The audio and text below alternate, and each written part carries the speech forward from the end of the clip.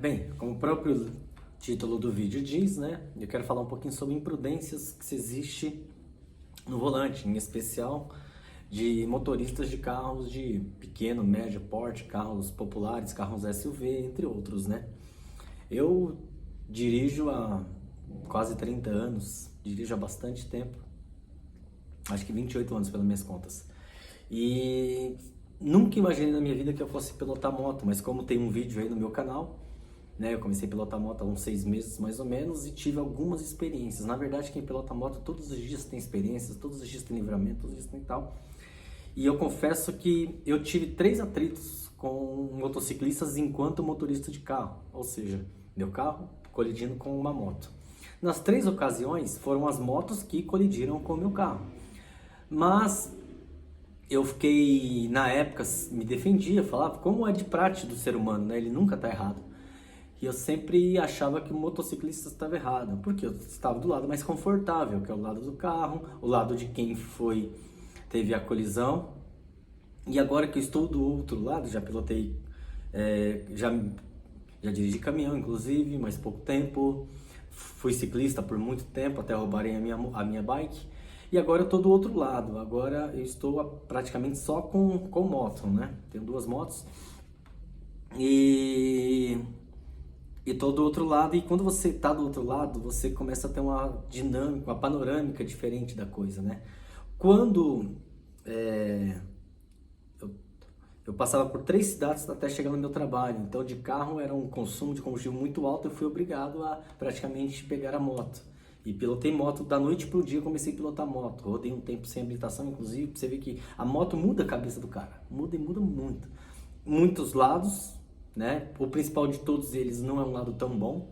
Quando você passa a ser motociclista, você passa a ficar mais ignorante, mais estúpido.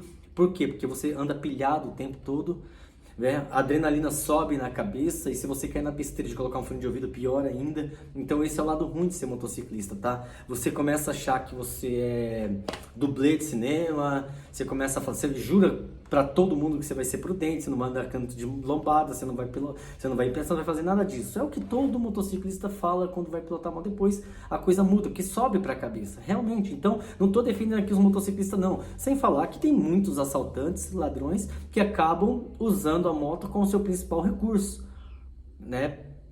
E então, realmente, esse é o lado ruim. Agora, o lado que ninguém conhece, que ninguém sabe muitas vezes, é que o motociclista, cara, ele passa por apuro o tempo todo.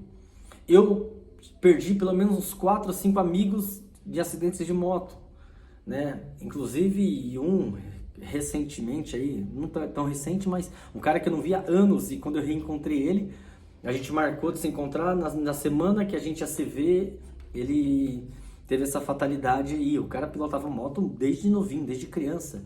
Hoje, um dos lugares quer dizer, aonde eu trabalho, não é onde eu trabalho, todo mundo pilota moto, todo mundo vai de moto, né? Então eu sou apenas mais um, né? Já travei 3 motores de moto nesses 6 meses que eu piloto. Já derrubei a minha outra moto por 2 vezes por conta de imprudências de outras pessoas. E agora, mais recentemente, a pior experiência talvez que eu tive com moto foi meu pai tendo um acidente de moto. E eu fiquei muito assustado, porque tinham dito que ele tinha perdido os dedos do pé, que ele foi atropelado, exageraram pra caramba. Quando eu fui ver, realmente ele quebrou o tornozelo, o pé, vai ficar afastado, mas nada daquilo que tinham me falado. Mas eu fiquei apavorado quando eu vi, né? Porque eu piloto moto o tempo todo dia.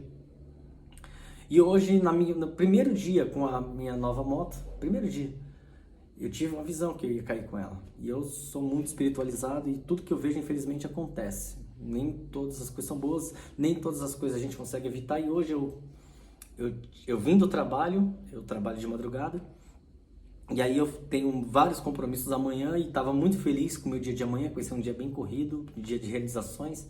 Aí eu falei, pô, eu vou pra igreja, eu vou agradecer a Deus, depois eu vou pra academia, que é uma que eu gosto pra caramba, tal, e é tudo ali nas redondezas onde eu tenho meus compromissos. Eu tava muito contente. Só que eu falei assim, não, eu vou pra casa primeiro, vou tomar um café reforçado, tal, depois eu me troco e vou lá. Eu tava sem roupa de chuva, não sabia que ia chover. Aí eu vim pra casa, tomei aquele café, tal. Quando eu vou pra lá, pro meu compromisso, quer dizer, pra igreja, né, que depois eu ia pra academia, eu tomei uma fechada, cara. E geralmente eu escapo das fechadas, geralmente. Eu tomo fechada o tempo todo, mas geralmente eu consigo me esquivar, mas dessa vez não teve jeito, porque a moto eu ainda estou me familiarizando com ela, é o segundo dia com ela, né? Ela tem algumas características muito diferentes da minha outra, ela anda muito mais do que minha outra, e eu estava atrasado, saí em cima do horário para ir nesse compromisso, então acelerei muito, estava uns 90 por hora, eu acho. De repente o cara me fecha. Só que era um percurso totalmente diferente do que eu faço. Por quê? Porque os Demutrans interditaram toda a via ali do Parque Municipal ali do Tamboré, quem conhece sabe onde eu estou falando, para os ciclistas, para o pessoal fazer ciclismo, caminhada, corrida ali, coisa que eu não concordo que eles fazem isso. Por quê? Porque se eles interditarem apenas parte da rua, ainda dá para fazer todo esse ciclismo, esses negócios. Então eles interditam de uma forma que você tem que dar uma volta gigantesca. Eu já estava atrasado, dei aquela volta bravo, nervoso, e a pior coisa é você andar de moto pilhado. Quando o cara me fechou, meu, eu tinha duas alternativas. Uma, frear e pedir a Deus que a moto não corresse para bater na traseira dele. O outro era desviar dele ainda na velocidade e fazer a curva, porque era na frente tinha uma travessia. Só que essa de ir para frente, na hora eu pensei, se eu for, eu corro o risco de um carro me pegar cheio. Então foi fração de segundos. Nesses segundos, a única coisa que eu soube fazer foi gritar. E o cara ainda pegou um pedaço ainda, né? A mulher viu, a mulher ficou apavorada, uma mulher de testemunha ficou apavorada, ela correu lá pro meu lado, na hora que eu tava estirado lá no chão, lá, tudo arrebentado. Tudo arrebentado não, graças a Deus. Eu tô falando que tô todo arrebentado, mas, pera aí, eu não quero fazer cena de striptease não, mas eu vou mostrar pra vocês. Mas, graças a Deus, não foi nada sério, né? Foi o cotovelo aqui, ó, saiu arrastando, né? A moto também não teve muitos danos, não. Só o pezinho dela do cavalete que entortou, depois eu desentorto. Mas o negócio foi... O problema é o susto e os riscos, né? Eu saí arrastando, se vier um carro ali tinha me pego, na hora que eu caí, tinha me pego. Aí depois passou, como o Alphaville é muito rico, né? Depois um cara parou com um carrão lá do lado, um carrão importado. E ele, na hora, provavelmente ele é alguém muito grande, porque ele falou assim pra mim, porque a mulher bordou ele, falou assim, ó, ajuda o moço aqui, ó, levanta ele. Ele levantou a moto, colocou ele de canto. Aí o cara na hora, ele falou assim pra mim, mano, se você quiser, porque o cara que provocou esse acidente, ele vazou, como a maioria faz. Fica assustado com medo de ser linchado por outros motoqueiros, aí sai correndo. Sendo que não é bem assim, motociclista não vai sair linchando ninguém não, cara. Fez a merda, socorre. E explica o que aconteceu, não tem problema. Né? Eu nunca vi motociclista linchando ninguém. O que os caras fazem é ficar pilhado, porque é muito unida essa classe e discutir. Aí o cara foi lá e falou assim, ó, se você quiser, falou pra mim, se você quiser eu puxo as imagens da câmera. Pô, o cara tinha acesso às imagens da câmera na rua. Se você quiser, eu puxo as imagens da câmera, vejo quem foi e a gente vai atrás. Juro pra você, um cara num carrasco lá. Eu falei, não, cara, eu tava indo pra igreja, participar da Santa Ceia, eu tava muito feliz, porque amanhã vai ser um dia maravilhoso pra mim. Então eu estava muito feliz, ia lá agradecer a Deus. Ontem eu trabalhei, tal, então eu estava muito feliz.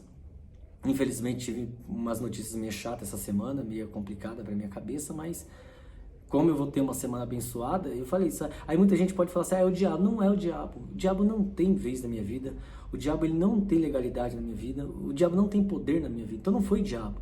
Quem tiver aqui pensando em colocar nos comentários aí que foi o diabo, pode tirar seu cavalinho de chuva, porque não foi, é Deus. É que Deus, quando ele...